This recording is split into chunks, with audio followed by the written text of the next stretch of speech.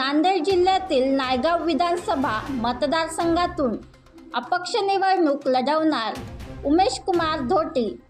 मी सत्तेची लढाई लढत आहे। लिंगायत समाज बांधव माझ्या पाठीशी आहेत आणि इतर समाजही माझ्या सोबत आहे। या अगोदर शिवा संघटनेमध्ये काम केले। नांदेड जिल्ह्यातील 2 हातगाव, हिमायतनगर व नायगाव विधानसभा मतदारसंघातून अपक्ष निवडणूक लढविणार असून पूर्ण ताकदीने निवडणुकीत उतरणार आहे। नोकरी म्हणजे सामाजिक सेवेचे व्यासपीठ आहे, त्यामुळे येणारी विधानसभा निवडणूक लढविणार अशी प्रतिक्रिया उमेश कुमार धोटे यांनी दिली आहे। तर तुमच्या प्रश्नाचं उत्तर असं आहे माझ्याकडे की माझं जे विजन आहे हे भारताच्या संविधानाप्रमाणे लोककल्याणकारी लोकशाहीचं विजन आहे। आणि हे जे विजन आहे हे 2014 पूर्वी भारतीय राष्ट्रीय काँग्रेसची आपल्या या देशात सत्ता होती, ते लोकांनी अनुभवलेली आहे। फारची लांबची गोष्ट नाही। नंतर त्यात आपलं मोदी सरकार आलं या देशामध्ये, भारतीय जनता पार्टी सरकार स्थापना निवडून आलं आणि त्यांची आपलं सत्ता सुरू झाली या देशामध्ये। परंतु माझ्यामध्ये असं वाटत नाही की बाबा मी काय आता जास्त अपक्षाबद्दल बोलणार नाही, पण माझ्या स्वतःच्या मला वाटत नाही की त्यांच्या त्या राजसत्तेमुळे, भारतीय जनता पार्टीच्या राजसत्तेमुळे की लोकांचं या देशात काय कोणाचं भलं झालं असेल, लोककल्याणकारी लोकशाहीच्या मार्गे जे काँग्रेसच्या काळामध्ये सत्ता लाभ शासकीय मार्फत मिळत होता तो मिळालेला नाही। मी माझ्या स्वतःच्या अनुभवावरून सांगतो। त्यामुळं माझं विजन आहे की लोककल्याणकारी लोकशाही राबविण्याचा, आणि त्यामार्फत जे काँग्रेस पार्टी करते तेच काम मी करणार, पण काँग्रेस पक्षामध्ये मी जाणार नाही।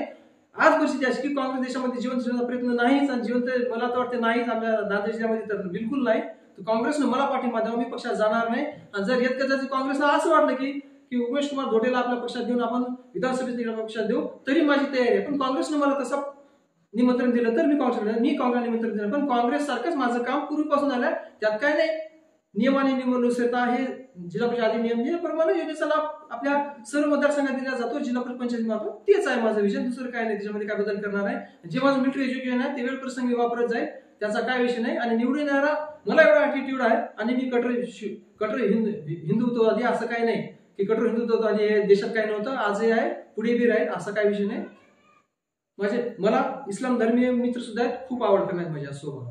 असं म्हणजे लोककल्याणकारी लोकशाहीचं विजन आहे। हे पूर्वीपासून तुम्ही तयारी करता की अचानक घेतलेला हा निर्णय आहे?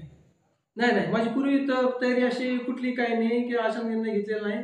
फक्त मला परिस्थितीनं मला राजकारणात येण्यासाठी भाग पडलेला आहे। आणि विशेषतः मी तुम्हाला सांगतो, माझ्या सेवाविषयक प्रलंबित प्रकरणात हादगावच्या संदर्भात माझी सेवा खंडित झाली होती। खंडित सेवा झाल्यानंतर काही कंत्राटी शिक्षकांवर कारवाई करण्यासाठी मी कोर्टामध्ये एक याचिका दाखल होती। माझ्या जिल्हा प्रशासन प्रशासनाने माझी बेदखली केल्यामुळे त्या सेवेतून तिथं पदाची गडचिंग कार्यालय पदाची कर्तव्य नष्ट करण्यात आली होती। उदाहरणार्थ ना काहीतरी त्या पदाचा मर्डर झाला, ते खुनातच समाज शिक्षणाचा तो खून आहे।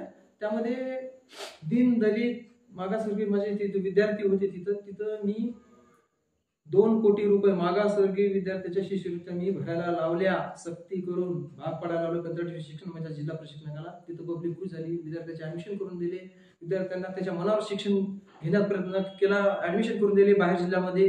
त्यांच्या स्टॅम्प, त्याच्या टीशर्ट माझी सही आजही तुम्हाला दाखवतो। जे वोटिंग आहे हे निर्णायक आहे सर्व जाती धर्मामध्ये, म्हणजे दोन्ही ठिकाणी या धर्माचा विधानसभा सदस्य निवडून येऊ शकतो। पण असं कधीच घडून आलेलं नाही हो। कसं प्रस्थापित मराठी लॉबीचेच उमेदवार 2 मतदार, हे मी फक्त 2 मतदारसंघापुरतच बोलत आहे, अख्या महाराष्ट्राचा किंवा नांदेड जिल्ह्याचं बोलत नाही। नांदेड जिल्हा बोलू शकतो पण मी काय बोलणार नाही, मला फक्त 2 मतदारसंघापुरतं बोलायचं आहे। तर ह्याच्यामध्ये काय आमचा विषय धर्म जो आहे हा मध्ययुगीन काळातला आहे, आणि विशेष म्हणजे काय तो 18 पगडचा तो फार जुना धर्म झाला। परमपूज्य श्री डॉक्टर बाबासाहेब आंबेडकर आणि महात्मा बसवेश्वर यांच्या कार्यामध्ये, सामाजिक कार्यामध्ये काय फार असा फरक नाही, तो फक्त मध्ययुगीन काळ होता।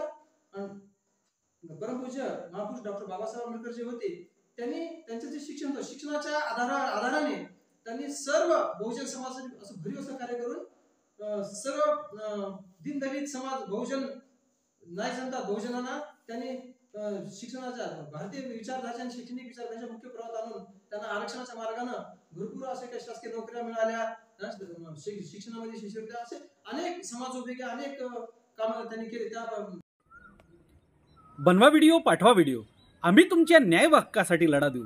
ताज्या बातम्या व घडामोडींसाठी पाहत राहा फक्त महाराष्ट्र लाईव्ह न्यूज। आजच आमच्या चॅनलला सबस्क्राईब करा, शेअर करा, कमेंट करा आणि हो, बेल आयकॉन दबायला विसरू नका. जय महाराष्ट्र.